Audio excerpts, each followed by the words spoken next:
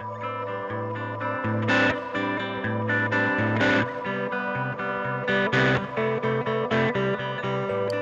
put a lot of care into this. I've heard that this is a $1,400 fishing rod.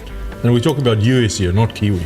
What makes it $1,400? Well, there's a lot of time and effort that's gone into building this rod. We've used all our technology downstairs in our blank manufacturing. I mean, everything we do is one by one. We've painted it this colour, which is unique. The guides on this are titanium with the Torzite rings, very high-end guides, very lightweight. I heard that people saying this is the Ferrari of fishing rods. I'm using the word Ferrari because that's the way I think most people can relate to some of the things you're mentioning here, but I heard words that I have no idea. Spining and so on. Just walk me through some of the concepts that's important in making a quality rod. The manufacturing method we use when we're making blanks is tube rolling, that's the technical term.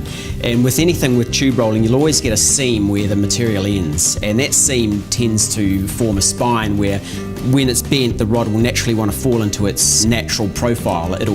Some rods have a more distinct spine, some less. It's important to build the rod on the spine if you can locate it, because the spine is basically the thicker part of the rod, and you want that on the inside of the curve where your compression is the most and the strength is most critical. How do you figure out? Do you have to sit literally and sit and bend it and figure out where the thicker parts are? Yeah, so this is a 7-foot long one-piece rod.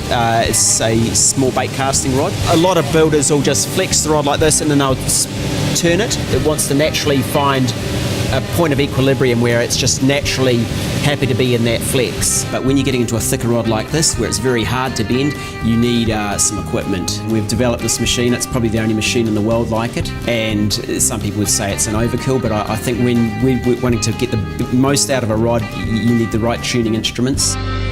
So the products that you supply, help me out with CTS. Talk me through the range, because I see some differences here. We've got some fiberglass, we've got some carbon fiber, we've got some finished rod here. What is your business? Our main part of our business is the blanks, which we supply to the rod builders, and then our newest avenue in our business is finished rods as well. So for many, many years we've had people ring us up and say, look, I want a CTS rod, where can I get one built? And we've always said, well, we don't build rods, we build blanks, you'll have to go and see one of our rod builders. So we've addressed that situation now, and when we get a phone call from somebody saying, I want a CTS rod, we can build it.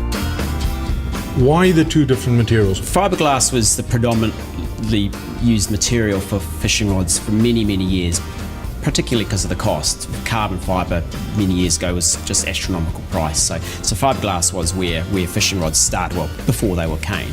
In the last sort of 10 years, there's been a real renaissance with fiberglass. Some guys like that warm, flexible feel of a glass rod. Some guys like the clinical precision of a carbon rod. A fiberglass rod will bend 3 times further than a carbon rod. The glass rods do have their place with tighter situations. Tighter meaning small closed areas where you might end up having to get the rod back like this so that you can land the fish.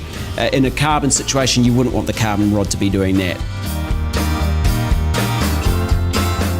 We're really happy with how it looks, and our customers love it. They love the fact that they're now getting product from us and it's branded professionally, and when they assemble it, they'll have a professional looking rod that is second to none.